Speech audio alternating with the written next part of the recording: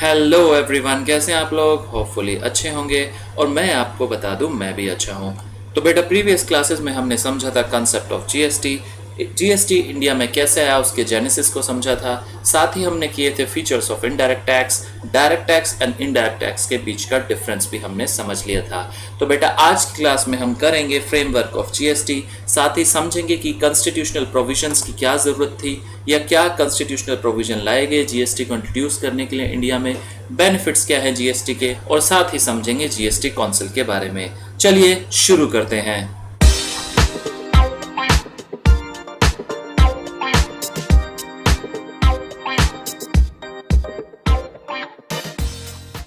बेटा, जीएसटी आने से पहले जितनी सारी प्रॉब्लम्स थी जो हमने लास्ट क्लास में डिस्कस की थी, वो जीएसटी आने के बाद फिर रिजॉल्व हो गई।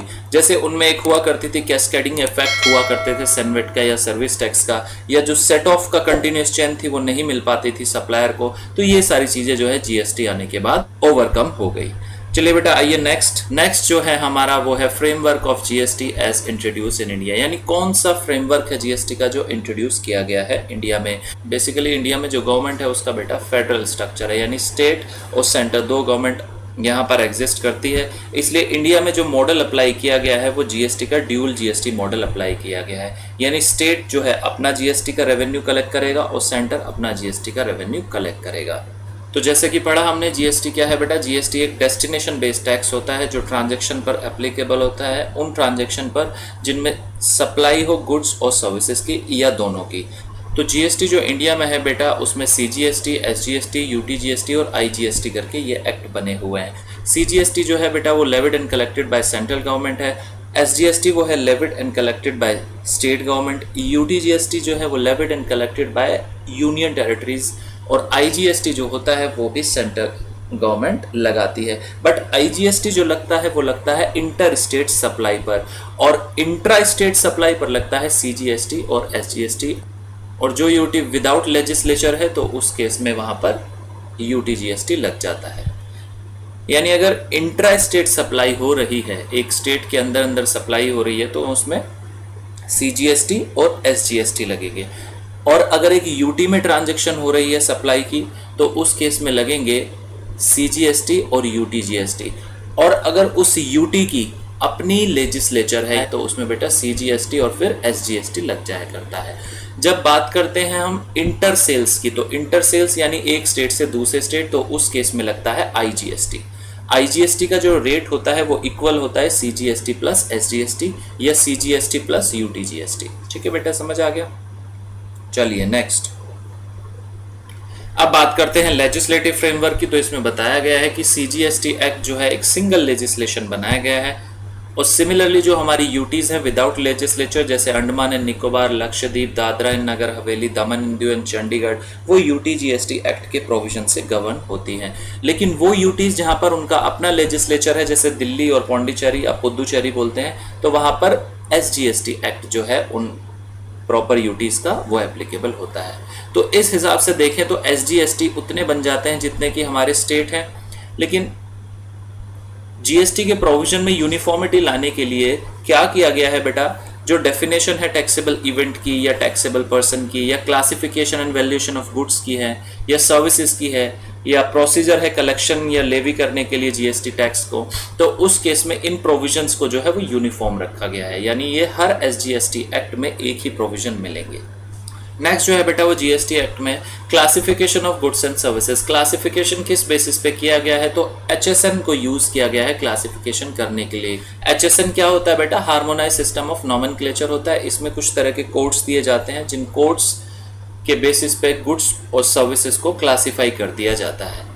Chapters referred in the rate schedule for goods are the chapters of the first schedule to custom tariff act. A new scheme of classification of services. In case of services, service के case में new classification scheme बनाई गई है, उसके लिए अलग group बनाए हुए हैं। और तो उस केस में सर्विस के लिए एक नया ग्रुप बनाया गया है, नया टैरिफ बनाया गया, उसके अकॉर्डिंग वहां पर लगता है। बात करें कंपोजिशन स्कीम की, तो कंपोजिशन स्कीम क्या होती है बेटा? सिंपली जो हमारे छोटे बिजनेसेस होते हैं जिसमें जैसे मैन्युफैक्चरिंग या फूड आर्टिकल के सप्लायर हैं या ट्रेडर हैं, और इनका मेन पर्पस जो होता है इंट्रा स्टेट सप्लाई का ही होता है। तो उस केस में ऐसे छोटे जो बिजनेसमैन है उसके लिए कंपोजिशन स्कीम लेके आई हुई है गवर्नमेंट जीएसटी में कि उन लोगों को जो है कंसेशनल रेट ऑफ टैक्स वो प्रोवाइड कराया जाता है। चलते हैं नेक्स्ट, रजिस्ट्रेशन के बारे में बताता है कि जीएसटी एक्ट में भी रजिस्ट्रेशन की रिक्वायरमेंट होती है। और रजिस्ट्रेशन की रिक्वायरमेंट कब होती है? जब एक लिमिट स्पेसिफाई की गई है, जब आपका एग्रीगेट टर्नओवर उस लिमिट को जो है एक्सीड कर देता है किसी फाइनेंशियल ईयर में, तो आपको रजिस्ट्रेशन की रिक्वायरमेंट होती है। रजिस्ट्रेशन को हम डिटेल में पढ़ने वाले हैं रजिस्ट्रेशन चैप्टर में, तो इसके प्रोविजन हम वहां पर डिस्कस कर लेंगे। नेक्स्ट आता है एग्जाम्पशन। हाँ, कुछ एग्जाम्पशन भी प्रोवाइड कराई गई है जीएसटी में, कुछ गुड्स को या सर्विसेज को या दोनों को एग्जाम किया गया है कि उन पर जीएसटी नहीं लगेगा। Next is seamless flow of credit. ये टॉपिक जो है थोड़ा सा इंपॉर्टेंट है बेटा, इसे समझते हैं। सीमलेस फ्लो ऑफ क्रेडिट कैसे मिलता है जीएसटी में, तो समझिए बेटा। तो बेटा जीएसटी क्या है? जीएसटी सिंपल एक डेस्टिनेशन बेस्ड कंजम्पशन टैक्स है। तो बेटा समझिए जीएसटी क्या है? जीएसटी है एक डेस्टिनेशन बेस्ड कंजम्पशन टैक्स, और इसमें जो रेवेन्यू मिलता है स्टेट गवर्नमेंट को, उस स्टेट को मिलेगा जहां पर वो गुड्स या सर्विस कंज्यूम हुई। तो जैसा कि हम जानते हैं कि इंटर स्टेट जो सप्लाई होती है, यानी सप्लाई किस में हो रही है? 2 स्टेट में, तो वहां पर आईजीएसटी लगता है बेटा। और जब इंटर स्टेट की बात करें तो वहां पे सीजीएसटी और एसजीएसटी लगा करते हैं। तो बात करें बेटा इंट्रा स्टेट की, तो उसमें सिंपल एक ही स्टेट के अंदर ट्रांजैक्शन हो रही है, तो उसी स्टेट को वो जो जीएसटी का रेवेन्यू है वो मिल जाएगा। उसमें ऐसी कोई प्रॉब्लम वाली बात नहीं है कि 2 स्टेट की इन्वॉल्वमेंट है, कौन से स्टेट को मिले। बात करते हैं इंटर स्टेट की। इंटर स्टेट में क्या होता है? इंटर स्टेट में बेटा आईजीएसटी आ जाता है, आईजीएसटी लगता है जो इक्वल होता है सीजीएसटी प्लस एसजीएसटी या सीजीएसटी प्लस यूटीजीएसटी। उस केस में क्रेडिट कैसे मिलता है उसे जरा समझते हैं। तो इन दोनों केसेस को बेटा एग्जाम्पल के थ्रू करते हैं जो बुक में दिया हुआ है ऑलरेडी, समझते हैं जरा। आइए, इलस्ट्रेशन दी है बेटा, इंट्रा स्टेट सप्लाई यानी विद इन स्टेट है। अब देखिए सप्लाई ऑफ गुड्स और services by A to B. A कौन है? ए जो है एक फर्स्ट स्टेज डीलर है और ये बी को सप्लाई कर रहे हैं, ठीक है, गुड्स या सर्विसेज की। अमाउंट दी हुई है 10,000 रुपीज। अब लग रहा है उस पर सीजीएसटी 9% 900, एसजीएसटी 9% 900। तो टोटल प्राइस कितना चार्ज किया ए ने बी से? 11,800 ये ए ने चार्ज किया बी से। अब ये जो 900 सीजीएसटी और एसजीएसटी कलेक्ट किए हैं ए ने बी से, अब ए क्या करेगा? सीजीएसटी जो है सेंट्रल गवर्नमेंट को रेमिट कर देगा और एसजीएसटी जो स्टेट गवर्नमेंट है उसे रेमिट कर देगा। ठीक है बेटा, इतना समझ आ गया। और एक बात का ध्यान रखना, ए जो है हमने फर्स्ट स्टेज डीलर ट्रीट किया है, उसके पास कोई भी क्रेडिट नहीं है सीजीएसटी, एसजीएसटी या आईजीएसटी का, यानी वो सिंपली बी से कलेक्ट करके ये पेमेंट कर रहा है। ठीक है बेटा, चलिए नेक्स्ट समझिए। अब क्या होता है? बी जो है, बी सप्लाई कर रहा है गुड्स और सर्विसेज की, अपना वैल्यू एडिशन लगा के 20%। याद करिए जीएसटी हमने पढ़ा था वैल्यू एडिड टैक्स होता है, यानी बी जितनी भी वैल्यू एडिट करेगा बेसिकली उस पे ही वो टैक्स लग रहा है, अल्टीमेटली उसी पर टैक्स कैलकुलेट होगा। तो मान के चलिए बी जो है उसने वैल्यूएशन किया 20%, 10,000 के गुड्स थे उनका 20% किया यानी 2,000, उसे ऐड कर दिया गया तो टोटल हो गए 12,000। इस पे लगेगा अब सीजीएसटी, क्योंकि बेटा क्या है, सप्लाई इंट्रा स्टेट है, विद इन स्टेट है। सीजीएसटी लगा 9% 1080, एसजीएसटी लगा 9% 1080। अब हुआ क्या? अब ये टोटल प्राइस चार्ज किया बी ने सी से। ठीक है बेटा, याद करो बेटा, जब बी जो है ए से गुड्स खरीद के आया था वहां पर उसने 900 रुपीज दिए थे सीजीएसटी के लिए और 900 रुपीज दिए थे एसजीएसटी के लिए।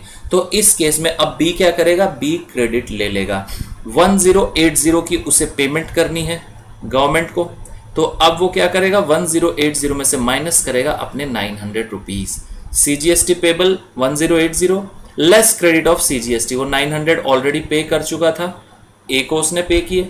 तो इस केस में अब क्या हुआ? 180 रुपीज अब उसे पे करने हैं, किसे? सेंट्रल गवर्नमेंट को।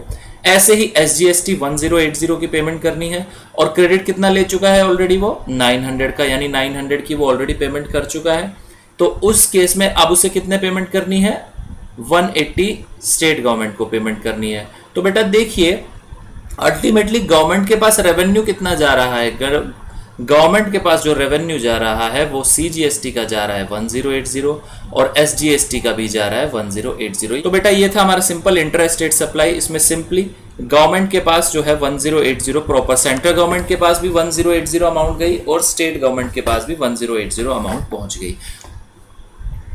तो सिंपली बेटा हमने देखा कि इंट्रा स्टेट सप्लाई के केस में कैसे जो है जीएसटी का सीमलेस फ्लो ऑफ क्रेडिट होता है। ठीक है बेटा, इतना समझ आ गया। अब बात करते हैं इंटर स्टेट सप्लाई की। इस केस में बेटा दो स्टेट इन्वॉल्व होंगे। जीएसटी में कैसे ड्राफ्ट किए गए हैं प्रोविजन? जीएसटी में जैसे कि हमने बात की, उस स्टेट को रेवेन्यू मिलता है जहां पर गुड्स और सर्विस कंज्यूम हुई। ठीक है बेटा, एक पॉइंट हमें यह समझ आ गया। अब होगा क्या, एक स्टेट से दूसरे स्टेट में गुड्स या सर्विस जाएंगे, यानी एक स्टेट क्या होगा, एक्सपोर्टिंग स्टेट, और एक स्टेट कौन सा होगा, इंपोर्टिंग स्टेट। तो जो इंपोर्टिंग स्टेट है उसे मिलना चाहिए रेवेन्यू, तो उसे रेवेन्यू मिलने के लिए जीएसटी एक्ट में कैसे प्रोविजन किए गए? तो लॉ ने सिंपली बताया कि जो एक्सपोर्टिंग स्टेट है वो जो रेवेन्यू उसने कलेक्ट किया है वो सिंपल क्या करेगा, सबसे पहले सेंट्रल गवर्नमेंट को उस रेवेन्यू को भेज देगा, यानी रेमिट। तो जो एक्सपोर्टिंग स्टेट है वो सबसे पहले क्या करेगा, जो उसने रेवेन्यू कलेक्ट किया है वो सेंट्रल गवर्नमेंट को रेमिट कर देगा, और सेंट्रल गवर्नमेंट फिर बाद में क्या करेगी, जो इंपोर्टिंग स्टेट है उसका जो रेवेन्यू बनता है वो रेमिट कर देगी। यानी बेसिकली क्या हुआ, क्रेडिट का सीमलेस फ्लो करने के लिए बीच में जो है दो स्टेट के सेंट्रल गवर्नमेंट आ गई। एक एक्सपोर्टिंग स्टेट से रेवेन्यू कलेक्ट कर रही है सेंट्रल गवर्नमेंट, और सेंट्रल गवर्नमेंट फिर इंपोर्टिंग स्टेट को वो उनका जो रेवेन्यू है वो प्रोवाइड करा रही है। इसी को समझते हैं कैसे किया जाता है। आइए बुक में हमारी एग्जांपल दिया हुआ है इंटर स्टेट सप्लाई का, चलिए समझते हैं। सप्लाई ऑफ गुड्स और services by X of state 1 to A of state 1। अभी फिलहाल जो है इंट्रा स्टेट सप्लाई है, एक पर्सन है एक्स स्टेट 1 के और ए भी है स्टेट 1 के। तो क्या कर रहे हैं, देखिए एक्स को हमने इसमें अज्यूम किया है बेटा कि वो फर्स्ट स्टेज सप्लायर है, उनके पास कोई भी सीजीएसटी और एसजीएसटी का क्रेडिट अवेलेबल नहीं है। ठीक है बेटा, चलिए value charge for the supply of goods और सर्विसेज 10,000 रुपए की वैल्यू है गुड्स और सर्विसेज की।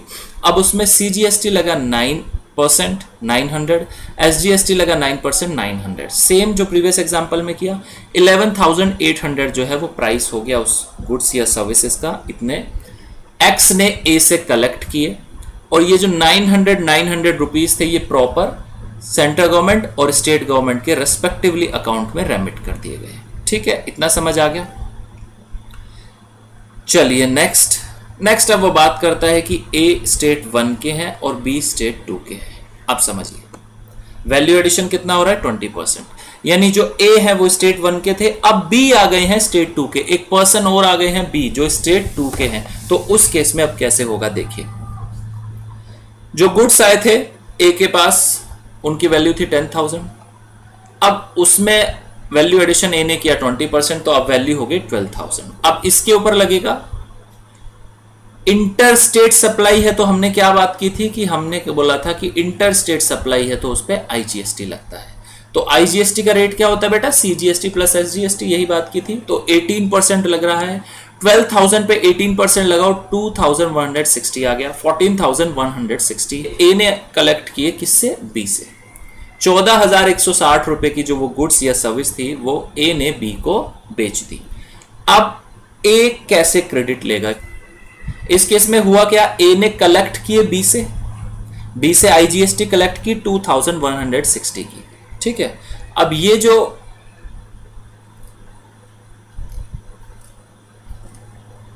अब ए कितने रेमिट करेगा गवर्नमेंट को, देखिए कैसे होगा। सबसे पहले याद कीजिए अभी प्रीवियस ट्रांजैक्शन में ए ने जो है कितने अमाउंट दे रखी है ऑलरेडी, सीजीएसटी की 900 दी हुई रखी है, एसजीएसटी की 900 दे रखी है। ठीक है बेटा, ये दी हुई है उसने ऑलरेडी। अब 2,160 की ए को जो है सेंट्रल गवर्नमेंट को रेमिट करने हैं, आईजीएसटी सेंट्रल गवर्नमेंट का एक्ट है बेटा। अब वो करेगा कैसे, देखिए आईजीएसटी टोटल कितना पेबल है, 2,160, ये 2,160 रुपए पेबल है। बी ने क्रेडिट ली, ए जो क्रेडिट लेगा वो सीजीएसटी का लेगा 900 रुपीज, एसजीएसटी का लेगा 900 रुपीज, और टोटल आईजीएसटी जो पे किया जाएगा वो सेंट्रल गवर्नमेंट को कितना किया जाएगा, 360। यानी ए ने क्या किया, ए ने क्रेडिट ले लिया 900 का सीजीएसटी के लिए, दूसरा क्रेडिट ले लिया 900 का एसजीएसटी के लिए, और अल्टीमेटली सेंट्रल गवर्नमेंट को पे कितना करेगा, 360। तो बेटा ध्यान दीजिए ए किस स्टेट में फॉल कर रहा है, ए फॉल कर रहा है एक्सपोर्टिंग स्टेट में। याद आ गया बेटा, एक्सपोर्टिंग स्टेट में। अब ये जो एक्सपोर्टिंग स्टेट है ये क्या करेगा, अब ये जो 900 इसने अपने पार्ट पे कलेक्ट किए थे, 900 एसजीएसटी के पार्ट पे कलेक्ट किए थे, ये अब किसे ट्रांसफर कर देगा, वो सेंट्रल गवर्नमेंट को ये ट्रांसफर कर देगा। ठीक है बेटा, तो आगे की ट्रांजेक्शन देखते हैं बेटा, आगे की देखिए। अब बी जो है वो स्टेट 2 का है, सी भी स्टेट 2 का है, होगी इंट्रास्टेट सप्लाई। ठीक है, अब देखिए फिर से 12,000 के गुड्स थे बी के पास, उसने 20% जो है उन पे क्या किया, वैल्यू एडिशन कर दिया। टोटल अमाउंट कितनी हो गई, 14,400 रुपए की। फिर सीजीएसटी लगा 9%, फिर एसजीएसटी लगा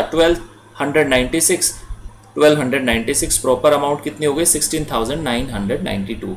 तो ये जो अमाउंट है बी कलेक्ट करेगा सी से, और अब बी करेगा पेमेंट किसकी, सीजीएसटी और एसजीएसटी की। बी कितनी ऑलरेडी पेमेंट कर चुका है, बी पेमेंट कर चुका है 2,160 रुपीज की।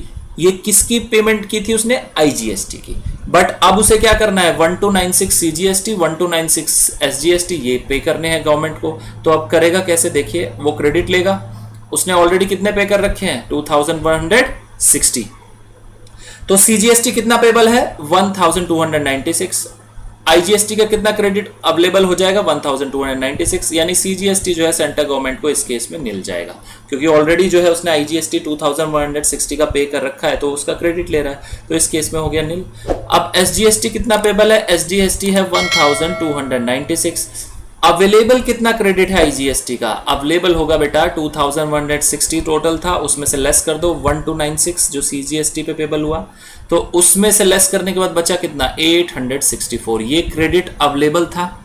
अब अल्टीमेटली एसजीएसटी कितना पे करेगा वो स्टेट गवर्नमेंट को, 432 रुपीज पे करेगा। ठीक है, ये तो फ्लो था। अब समझिए रेवेन्यू कैसे मिल रहा है, उस चीज को समझेंगे जरा, फटाफट से आइए।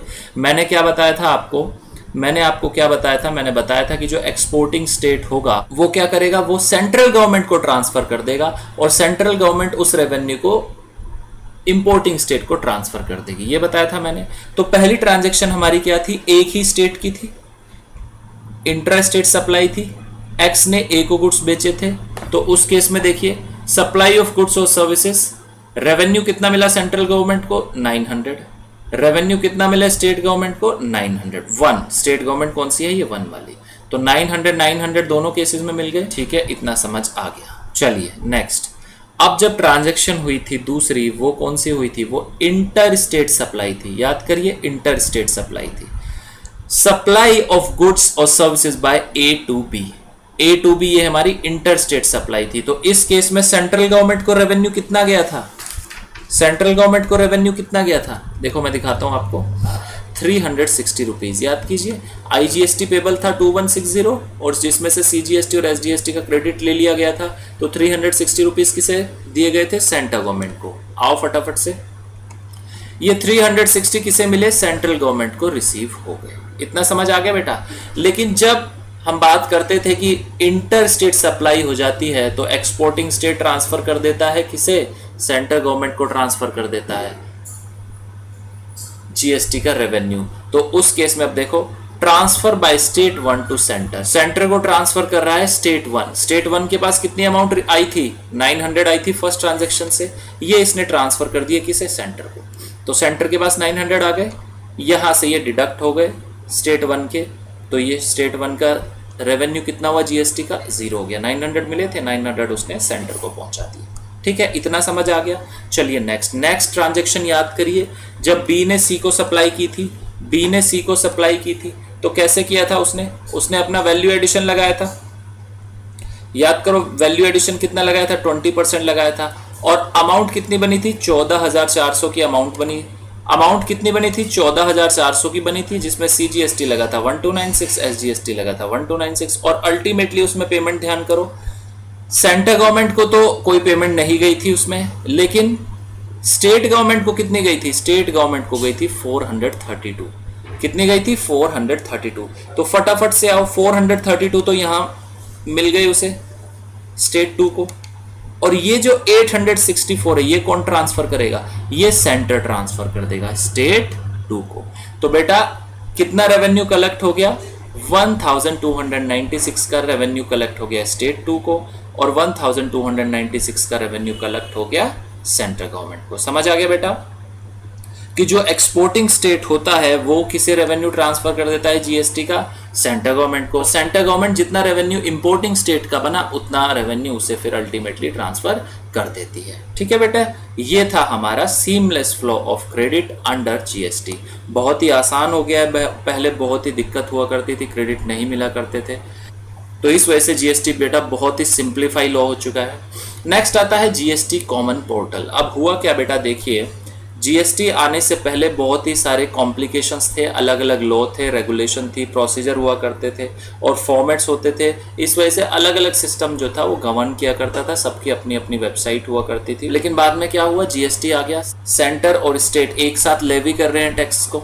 और अब देखिए आप, जैसा कि अभी हमने पढ़ा, सीमलेस फ्लो ऑफ क्रेडिट होने के लिए सेंटर क्या कर रही है, कलेक्ट कर रही है उस एक्सपोर्टिंग स्टेट से रेवेन्यू और ट्रांसफर कर रही है किसे, इंपोर्टिंग स्टेट को रेवेन्यू। तो इस सीमलेस फ्लो को बनाने के लिए एक आईटी इंफ्रास्ट्रक्चर की जरूरत पड़ेगी जो बहुत ही स्ट्रांग नेचर का हो।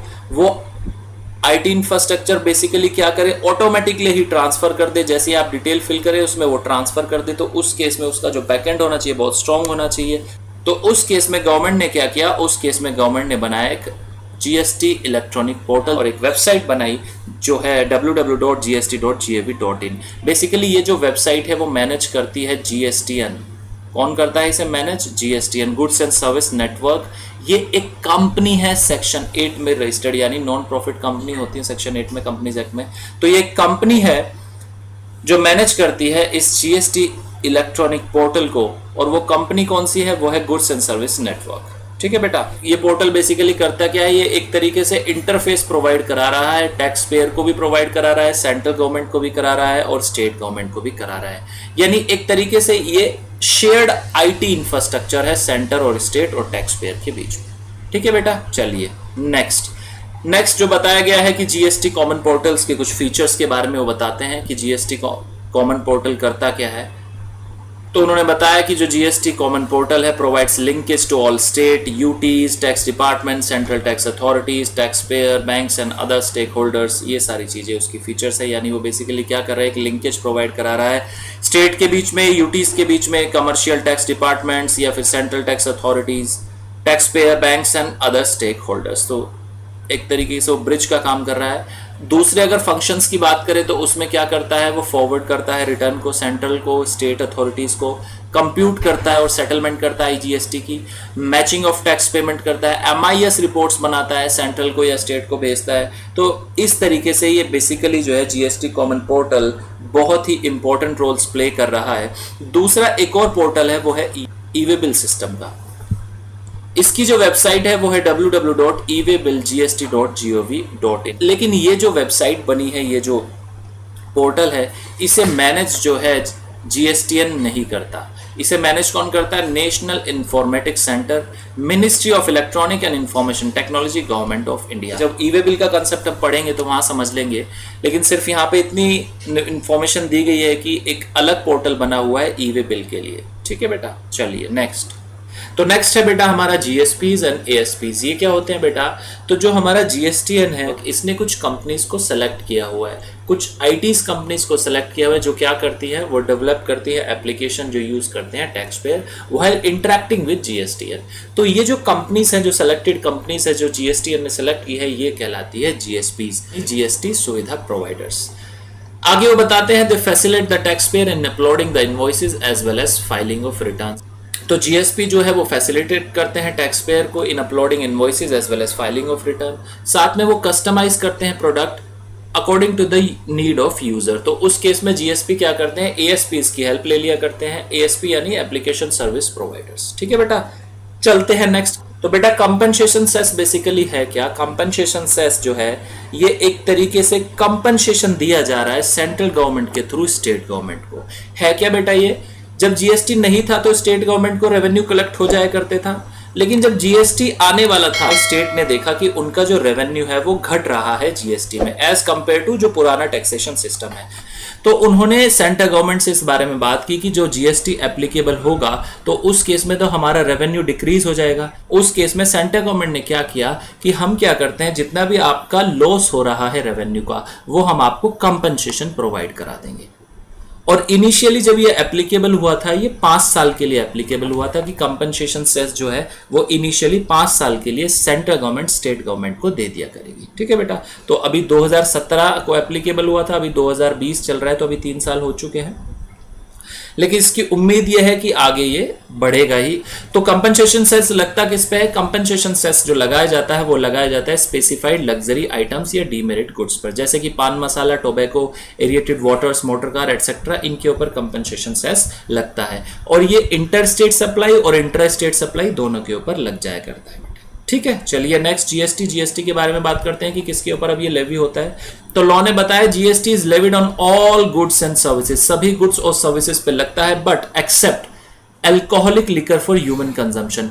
Alcoholic liquor for human consumption उस पर नहीं लगता, पेट्रोलियम क्रूड इस पर भी नहीं लगता, diesel, petrol, ATF and natural gas इस पर भी नहीं लगता। एटीएफ होता है एविएशन टर्बाइन फ्यूल।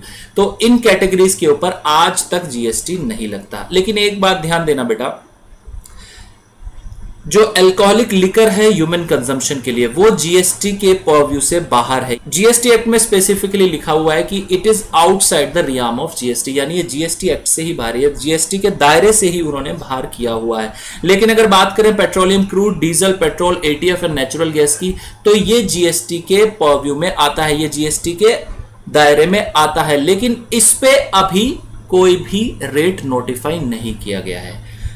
तो समझ आया बेटा difference? Alcoholic liquor for human consumption जो है वो outside the realm of GST है, outside the realm of GST है स्टिल।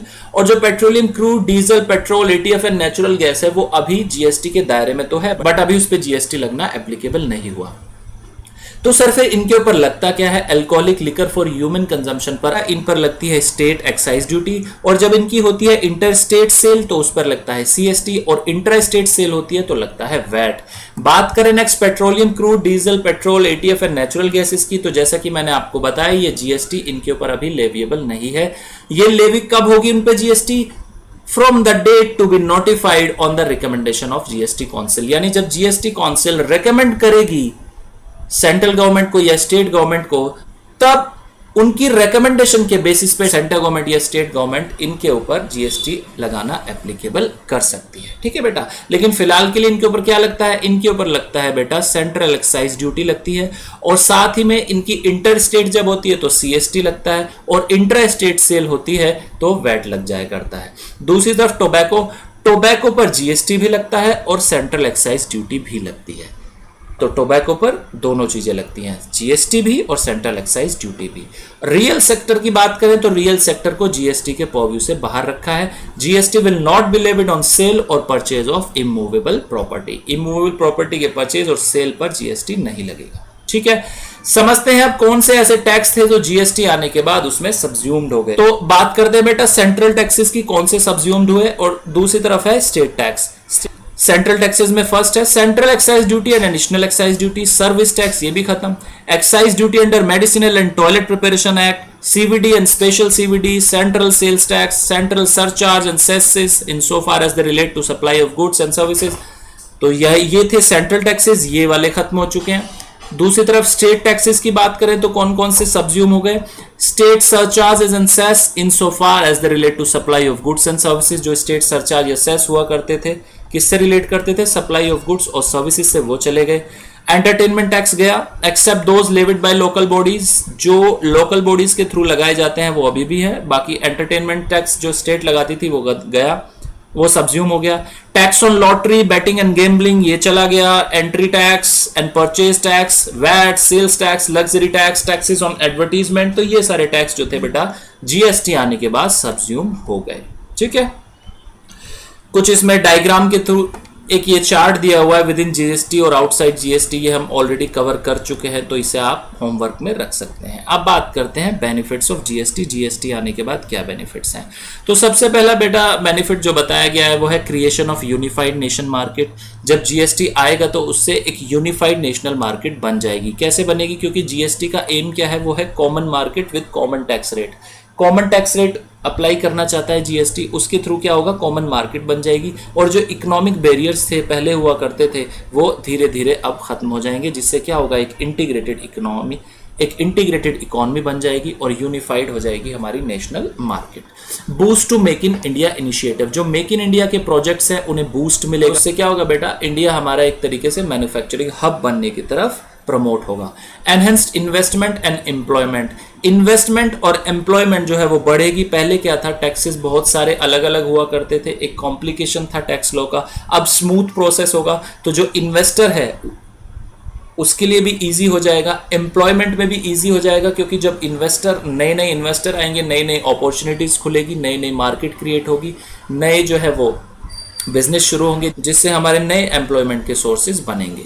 सिंप्लीफाइड टैक्स स्ट्रक्चर, तो पहली बात यह है कि जीएसटी बहुत ही सिंप्लीफाइड टैक्स स्ट्रक्चर है, जिसकी वजह से क्या होता है, ईज ऑफ डूइंग बिजनेस, यानी बिजनेस जो है उसे करने में अब इजीनेस आ गई है। पहले कॉम्प्लिकेशंस थी लॉ की बहुत सारी, जिस वजह से बिजनेस करने से भी आदमी थोड़ा सा कतराता था, अब जो है बहुत ही इजी हो गया है बिजनेस करना। नेक्स्ट, सर्टेनिटी इन टैक्स एडमिनिस्ट्रेशन, एक कॉमन सिस्टम हो गया है और सर्विसेज और गुड्स को भी क्लासिफाई कर दिया गया है, तो उस वजह से एक सर्टेनिटी आ गई है टैक्स एडमिनिस्ट्रेशन में।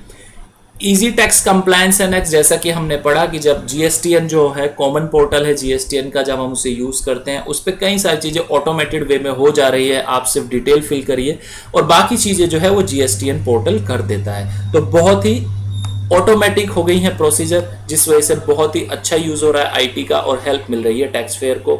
Reduction in compliance cost, compliance cost में रिडक्शन हो गई है बेटा। कैसे होगी, क्योंकि पहले कई सारे लॉज को कंप्लाई करना पड़ता था, अब सिंपल एक लॉ को कंप्लाई करना है, तो उस केस में ऑलरेडी रिडक्शन हो जाती है कंप्लायंस कॉस्ट के साथ।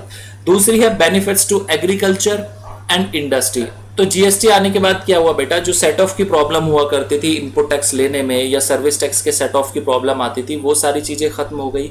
सीएसटी जो कई सारे टैक्स लॉ थे वो खत्म कर दिए, जिस वजह से क्या हुआ, एक ट्रांसपेरेंट और एक कंप्लीट चेन बन गई सेट ऑफ की, जिस वजह से क्या हुआ, एक तो वाइड हो गया टैक्स बेस गवर्नमेंट का और बेटर टैक्स कंप्लायंसेस हो गई, उसके साथ इंडस्ट्री पे लोअर हो गया बर्डन, जो पहले टैक्स का बर्डन था वो कम होता चला गया। दूसरी तरफ हम बात करें जो हमारा एग्रीकल्चर है, ट्रेड है, उसका भी प्रोसेस क्या हो जाएगा, अब सिंप्लीफाई हो जाएगा। ठीक है बेटा, चलिए नेक्स्ट है बेटा mitigation of ill effects of cascading. जैसे कि हमने पढ़ा था कि जो अर्लियर टैक्सेशन सिस्टम था उसमें कैस्केड करता था, यानी कैस्केडिंग मतलब टैक्स के ऊपर टैक्स लग जाया करता था। तो जीएसटी आने के बाद बेटा ये जो कैस्केडिंग के इफेक्ट्स हैं वो खत्म हो गए हैं। ठीक है बेटा, चलिए next, benefit to small traders and entrepreneurs. तो जीएसटी आने की वजह से एक स्मॉल ट्रेडर्स और एंटरप्रेन्योर को ये बेनिफिट हुआ है कि वो कंपोजिशन स्कीम का फायदा ले सकते हैं। तो ये थी बेटा हमारी आज की क्लास। अब आप करिए टॉपिक को रिवाइज। इन केस अगर आपको आती है कोई प्रॉब्लम तो आप कमेंट सेक्शन में लिख सकते हैं या आप हमें कर सकते हैं व्हाट्सएप नंबर है 8287377353।